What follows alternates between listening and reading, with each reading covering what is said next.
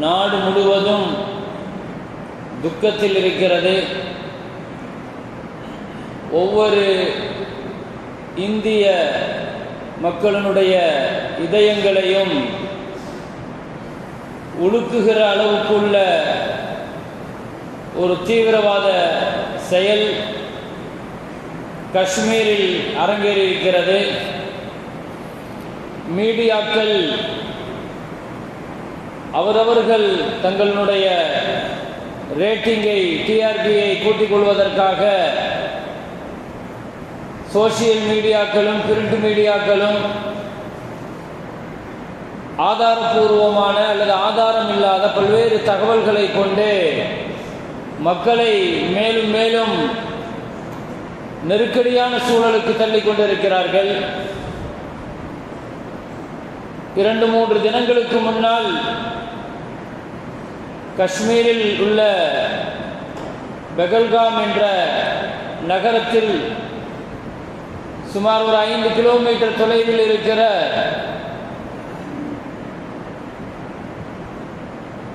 ஒரு பள்ளத்தாக்கிலே அப்பாவியான 26 மனித உயிர்கள் தீவிரவாதிகளால் பலியாக்கப்பட்டிருக்கிறது. இதுபோன்ற காரியங்களை செய்தவர்கள் அவர்கள் யாராக இருந்தாலும் கடுமையான தண்டிக்கப்பட வேண்டிய குற்றவாளிகள் அவர்கள். மரண தண்டனையை விட கொடூரமான தண்டனைகள் அவர்களுக்கு தரப்பட வேண்டும் என்பதில் இஸ்லாத்திற்கு இரண்டாவது கருத்து இல்லை. இதுபோன்ற தீவிரவாத செயல்களினுடைய பின்னணியில் மதம் பார்க்கப்படக்கூடாது, பலியாக்கப்படக்கூடாது. மதங்களை வைத்து அவர்கள் பேசுகிற வார்த்தைகளை வைத்து இந்த குற்றச் செயல்களுடைய பின்னணிகள் பார்க்கப்படக்கூடாது. குற்றவாளிகள் அது எங்கிருந்து அந்த குற்றங்கள் வந்தாலும் குற்றம் குற்றம்தான். தீவிரவாதிகளுக்கு மத அடையாளங்கள் அல்ல, தீவிரவாதிகளுக்கு மொழி அடையாளங்கள் அல்ல, தேச அடையாளங்கள் அல்ல. இதுபோன்ற பயங்கரவாத செயல்களை யார் செய்தாலும் அவர்கள் மக்களுக்கு மத்தியில் வைத்து கடுமையான முறையில் மரண தண்டனை வழங்கப்பட வேண்டும் என்பதுதான் இஸ்லாத்தினுடைய நிலைப்பாடு. இதுபோன்ற தர்ம சங்கடமான நேரத்தில் சில இழிவான, மலிவான சில ஊடக வியாபாரிகள் இந்த சந்தர்ப்பத்தை பயன்படுத்தி கொண்டு இஸ்லாத்தின் மீதும் முஸ்லிம்களின் மீதுமான ஒரு தவறான ஒரு பார்வையை ஏற்படுத்துகிற, ஒரு வெறுப்புணர்வை தூண்டுகிற, வெறுப்புணர்ச்சியை தூண்டுகிற காரியங்களில் ஒரு பக்கத்தில் அவர்கள் ஈடுபட்டுக் கொண்டிருக்கிறார்கள். மறுபுறத்தில் இது இந்தியாவினுடைய இறையாண்மையின் மீது, இந்தியாவினுடைய இதயத்தின் மீது நடத்தப்பட்ட தாக்குதல் இது. காஷ்மீரை பொறுத்தவரையில் நேரடியாக மத்திய அரசினுடைய கண்ட்ரோல்ல இருக்கிற ஒரு மாநிலம். அதற்குள்ள தனித்துவமான 370 ரத்து செய்வதிலிருந்தே நேரடியான மத்திய அரசினுடைய பார்வையில் இருக்கிற ராணுவம், துணை ராணுவம், அங்குள்ள காவல்துறை என்றெல்லாம் ஒரு பெரிய பாதுகாப்பு கவசத்தில் இருக்கிற ஒரு இடத்தில் இப்படிப்பட்ட தீவிரவாதிகள் உள்ளே நுழைந்து ஒரு பெரும் தாக்குதலை நடத்தி இருக்கிறார்கள் என்று சொன்னால் இந்தியாவின் மீதான ஒரு பெரிய அச்சத்தையும் நிறைய கேள்விகளையும் எழுப்பியிருக்கிறது. முஸ்லிம்கள் ஒரு விஷயத்தை தெளிவாக புரிந்து கொள்ள வேண்டும். பொதுவாக இதுபோன்ற தீவிரமான போக்குகள், தீவிரவாதிகளை இஸ்லாம் எப்படி எதிர்கொண்டது, அவர்களை அழிப்பதில் இஸ்லாம் எவ்வளவு பெரிய கடுமையான தண்டனையை கடைபிடித்தது என்பதில் குர்ஆனையும் ஹதீஸையும் இஸ்லாமிய சட்டங்களையும் இஸ்லாமிய அரசர்கள் அவர்கள் எடுத்த நடவடிக்கைகளையும் நாம் தெரிந்து கொள்ள வேண்டும். ஒரு உயிரினுடைய மதிப்பு என்னங்கிறத இஸ்லாம் குர்ஆனில் தெளிவாக சொல்கிறது. இது மாதிரியான காரியங்கள்ல கொலை போன்ற, குழப்பங்கள் போன்ற போன்ற பயங்கரவாதம் போன்ற காரியங்களில் ஈடுபடக்கூடியவர்களை எப்படி தண்டிக்கணும் என்பதை குர்ஆன் சொல்லுது. அவர்களை எப்படி தண்டிக்கணும்? குர்ஆனுடைய கருத்துக்களை நீங்க பார்த்தீங்கன்னா இந்த மாதிரி உயிர் எடுக்கக்கூடியவர்களுடைய விஷயங்கள்ல குர்ஆன் முன்வைக்கிற கடுமையான தண்டனைகள் அதுதான் இந்த தீவிரவாதத்திற்கு முடிவாக இருக்கும், முற்றாக இருக்கும். அல்லாஹ் குர்ஆன்ல பல இடங்கள்ல அல்லாஹ் சொல்லுவான், உறுப்புகளை பழிவாங்கினால் உறுப்புகள் பழிவாங்கப்பட வேண்டும். அல்லாஹ் தஆலா பழிவாங்குகிற தண்டனை பற்றி அல்லாஹ் குர்ஆன்ல சொல்லும் போது இந்த மாதிரியான பயங்கரவாதிகளுக்கு என்ன தண்டனை கொடுக்கணுங்கிறத வல் ஐன பில் ஐனி வல் அன்ஃப பில் அன்ஃபி வல் உதுன பில் உதுனி வஸ்ஸின்ன பிஸ்ஸின், அவன் கண்ணை எடுத்தா நீ கண்ணை எடுக்கணும். அரசாங்கத்தினுடைய சட்டம் அதுதான். அவன் கையை எடுத்தா கையை எடுக்கணும். இஸ்லாமிய அரசாக இருந்தால் உறுப்புகளை சேதப்படுத்தினால் பதிலுக்கு உறுப்புகள் சேதப்படுத்தப்பட வேண்டும். உயிரைத்தான் அவன் எடுத்தான்னு சொன்னா உயிர் எடுக்கப்பட வேண்டும். உயிருக்கு உயிர் தான் பலி, உறுப்புகளுக்கு உறுப்பு தான் பலி. குர்ஆன்ல அல்லாஹ் தஆலா ஃபஹுவ கஃபாரத்துல்லாஹ், அவர்கள் அநியாயக்காரர்கள், அவர்களை இப்படித்தான் பழிவாங்கணும் என்று உறுப்புகளை சேதப்படுத்தினால், காயப்படுத்தினால், உறுப்புகளை வெட்டினா, இந்த மாதிரியான காரியத்தில் ஈடுபட்டால் குர்ஆன் சொல்லுகிற வார்த்தை. அதையே கொஞ்சம் தாண்டி அல்லாஹ் அடுத்து சொன்னான், ஒமையத்துல் மூமினன், ஒரு உயிரை கொன்னுட்டான்னு சொன்னான், ஒரு உயிரை கொலை செஞ்சுட்டான்னு சொன்னா அவனுக்கான தண்டனை குர்ஆன் சொல்லுது, அவன் கொல்லப்பட வேண்டும். நிரந்தரமான நரகவாசி, அல்லாஹ்வின் சாபத்திற்குரியவன், அல்லாஹ்வின் கோபத்திற்குரியவன் குர்ஆன் சொல்லுது. இது போன்ற தீவிரவாத செயல்களுக்கு எதிராக அப்பாவிகளுடைய உயிர்களை யார் எடுக்கிறாங்களோ அவர்களுக்கு குர்ஆன் சொல்லுகிற தண்டனை. எந்த இடத்திலேயும் குர்ஆன் இங்கே மதத்தை வைத்து பேசல, மார்க்கத்தை வைத்து பேசல. மனிதனை மனிதனாக பார்க்க சொல்லுது, மனித உயிரை மனித உயிராக பார்க்க சொல்லுது. எந்த இடத்திலேயுமே முஸ்லிம்களுடைய உயிருக்கு ஒரு விலை, கிறிஸ்தவ உயிருக்கு ஒரு விலை, இந்துக்களுடைய உயிருக்கு ஒரு விலை எங்கேயுமே பிரிச்சு பார்த்தது கிடையாது. ஒரு யூத ஜனாசா போகும்போது உட்கார்ந்திருந்த ஸல்லல்லாஹு அலைஹி வஸல்லம் எழுந்திருச்சு நிக்கிறாங்க. ஒரு யூத ஜனாசா, ஒரு யூத மையத்து. கேட்டாங்க, என்ன யா ரசூலல்லாஹ், யூதர் தானே? ஸல்லல்லாஹு அலைஹி வஸல்லம் சொன்ன வார்த்தை, அலைஸத் நஃப்ஸன், அதுவும் ஒரு உயிர் இல்லையான்னு கேட்டாங்க. உயிருக்கு இஸ்லாம் கொடுக்கிற மரியாதை உயிரை உயிரா மட்டும்தான் பார்த்துச்சு. அது யாருடைய உயிர், எந்த உயிர், மதத்தை பின்னணியில பார்த்தது கிடையாது. ஒரு உயிரினுடைய மதிப்பை, ஒரு உயிரினுடைய பெருமதியை இஸ்லாம் பேசுற அளவுக்கு உலகத்தில் யாரும் பேசுறது கிடையாது. அந்த அறவழியில வந்தவர்கள் தான் முன்னால் வந்த எல்லா ஆட்சியாளர்களும் அதுல ரொம்ப கடுமையாக இருந்தாங்க. உயிருடைய விஷயத்தில் எந்த சூழ்நிலையிலையும் உமர் ரலியல்லாஹு அன்ஹுடைய ஆட்சியில இஸ்லாம் எவ்வளவு பெரிய அளவில் நீதத்தால் பெயர் பெற்றுச்சு, சட்டங்கள் எவ்வளவு கடுமையாக இருந்துச்சு. அவ்வளவு சர்வசாதாரணமாக எந்த உயிரையும் சேதப்படுத்திட்டு ஒருத்தர் தப்பிச்சிட முடியாது. ஒரு முஸ்லீம் தான், ஒரு முஸ்லீம் ஒரு கிறிஸ்தவனுடைய உயிரை எடுத்துட்டாரு, கொலை செஞ்சுட்டான். உமர் ரலியல்லாஹு சொல்லிட்டாங்க, அந்த முஸ்லீம் அந்த கிறிஸ்தவத்தை ஒப்படைச்சிருங்க, அந்த கிறிஸ்தவ குடும்பம் அவனை கொல்லட்டும்ட்டாங்க. ஒப்படைச்சிட்டாங்க. இஸ்லாமிய சட்டம் அப்படித்தான். முடிவு செய்யறது யாரு? இஸ்லாமிய அரசு இல்லையானால் சம்பந்தப்பட்டவர்கள். ஆனால் கொலைக்கு பலி கொலைதான். கொலை செஞ்சுட்டா பலி கொலைதான். அதுல இஸ்லாம் தெளிவாக இருக்குது. மன்னிச்சு விடுறதுங்கிறது அவங்க குடும்பத்தை சார்ந்தது. குடும்பம் விரும்பினால் அவங்க தான் பாதிக்கப்பட்டிருப்பாங்க. அப்ப இஸ்லாம் இந்த கொலைக்கு எதிராக எடுத்த சட்ட நடவடிக்கைகள், கடுமையான நடவடிக்கைகள், இந்த இரும்பு கரம் கொண்டு அடக்கப்படும் என்று சொல்லுவோம் இல்லையா? இப்படிப்பட்ட ஒரு வாக்கு. முகலாய மன்னர்கள்ல ஜஹாங்கீர்ங்கிற ஒரு மன்னர், நமக்கெல்லாம் தெரியும் ஜஹாங்கீர். அந்த மன்னர் ஒரு பெரிய விவாதத்தில் ஈடுபட்டு இருக்கும்போது யசோதான்னு சொல்லிட்டு ஒரு சலவை தொழிலாளியான ஒரு பெண்ணு, இந்திய வரலாற்றில் நடந்த ரொம்ப விசித்திரமான சம்பவம் இது. ஜஹாங்கீர்ங்கிற எவ்வளோ பெரிய மாமன்னர் நமக்கு தெரியும். அவர் அப்படியே உட்கார்ந்து ஒரு பெரிய தன்னுடைய அரசவையில் விவாதம் பண்ணிட்டு, அமைச்சர்களோடு ஒரு பெரிய விவாதம் பண்ணிட்டு இருக்கும்போது ஒரு பெண்ணு வந்து உள்ள வந்து அழுதுக்கு அப்படி உள்ள வந்து விழுந்தா. யசோதாங்கிற ஒரு இந்து பெண். என் கணவர் கொல்லப்பட்டுட்டாரு, என் கணவர் அநியாயமா கொண்டுட்டாங்க. யார் கொண்டாங்கன்னு கேட்கிறார் அவர். யார் கொன்னா? அந்த அம்மா சொல்லுச்சு, எங்கிருந்தோ வந்த ஒரு அம்பு என்னுடைய கணவரும் நானும் ஆற்றோரத்தில் உட்கார்ந்து துணி துவைத்துக் கொண்டு இருக்கிற பொழுது ஒரு அம்பு வந்து கணவருடைய கழுத்துல ஏறி கணவர் அந்த இடத்துல இறந்துட்டாரு, நீதிக்காக உங்களுடைய படியேறி இருக்கிறேன்னு சொன்னார் அந்த அம்மா.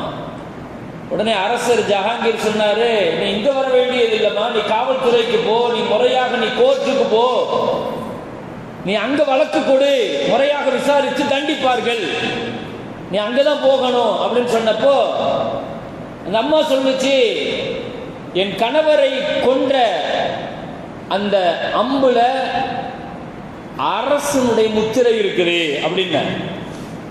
அரச முத்திரை இருக்குது, அது வேக எங்கிருந்து வந்த அம்பு அல்ல, அரசபையில இருந்து வந்த அம்பு தான் அப்படின்னு சொல்லிட்டு அந்த அம்மா விசாரிக்க சொல்லுது. அதனாலதான் அங்க வந்திருக்குதுன்னு சொல்லுது அந்த அம்மா.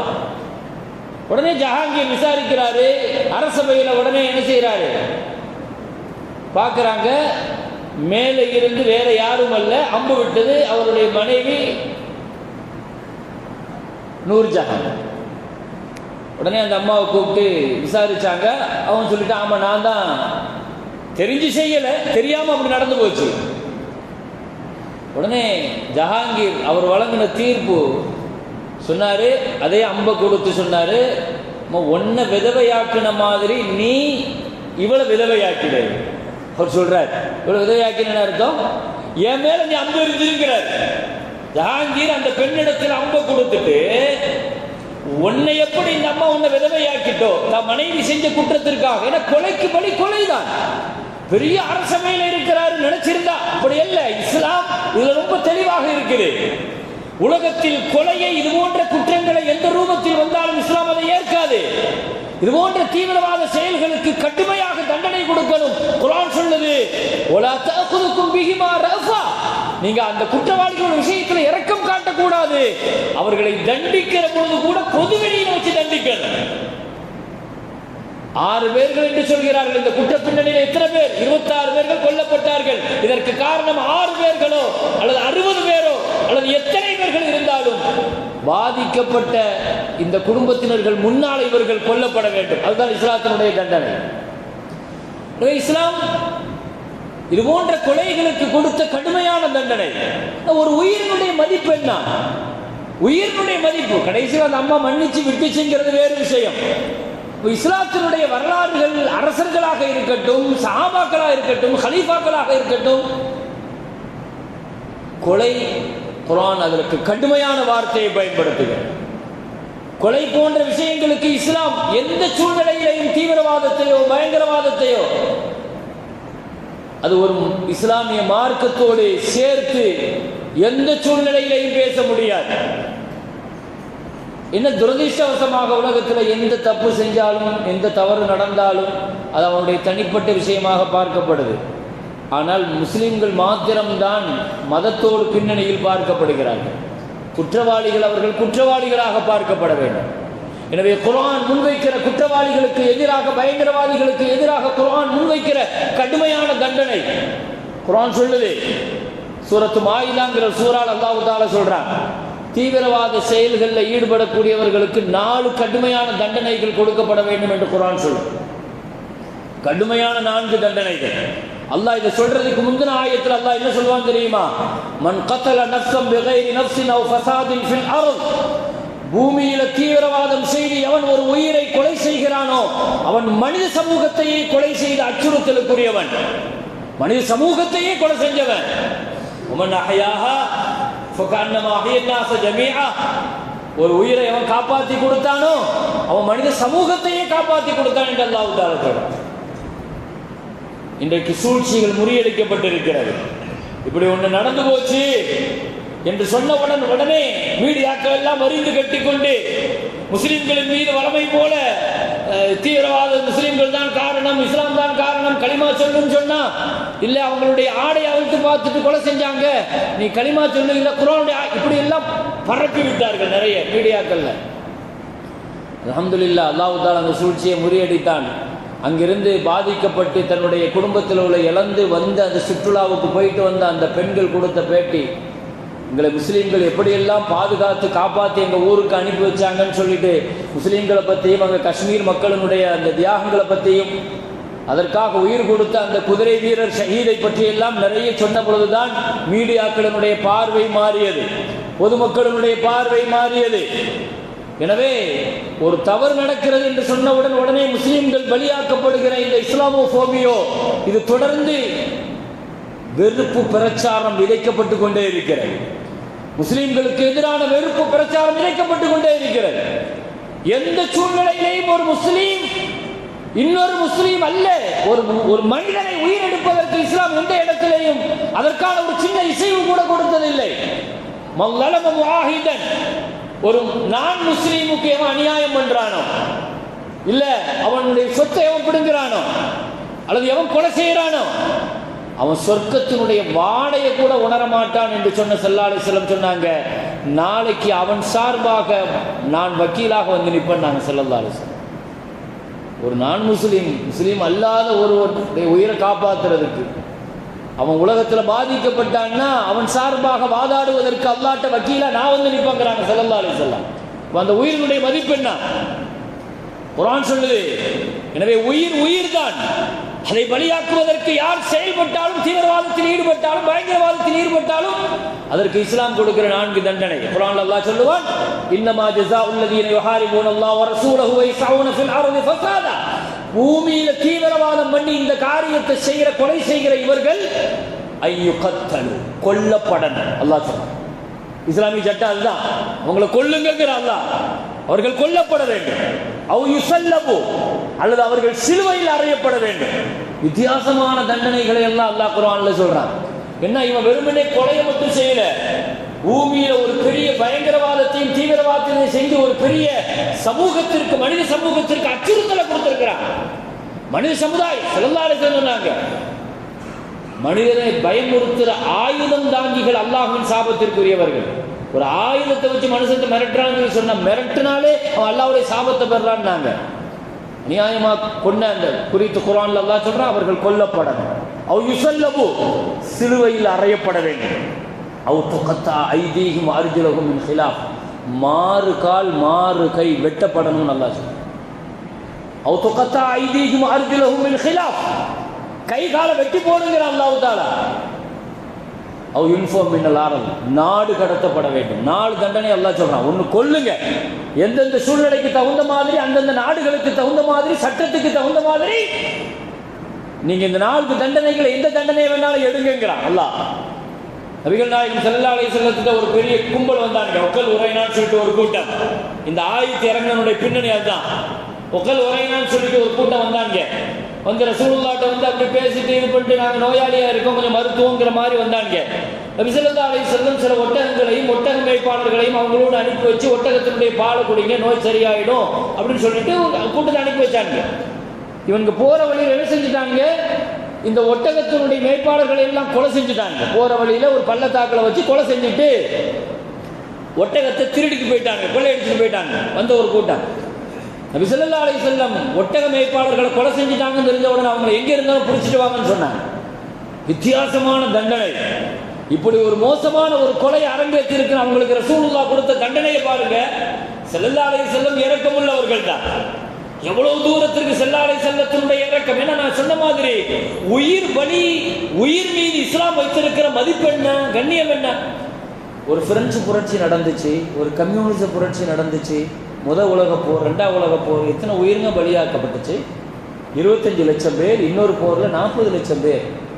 ஆனால் உலகத்தில் இஸ்லாமிய புரட்சி நடந்துச்சு, கிட்டத்தட்ட 80 போர்கள் நடந்துச்சு. நிர்பந்தமாக திணிக்கப்பட்ட போர்கள், தடுப்பு நடவடிக்கைக்காக எடுக்கப்பட்ட போர். மொத்த முஸ்லீம்களில் நான் முஸ்லீம்களில் சேர்ந்து இத்தனை போர்க்களத்தில் இறந்த மொத்த பேரே வெறும் 1062 பேர்.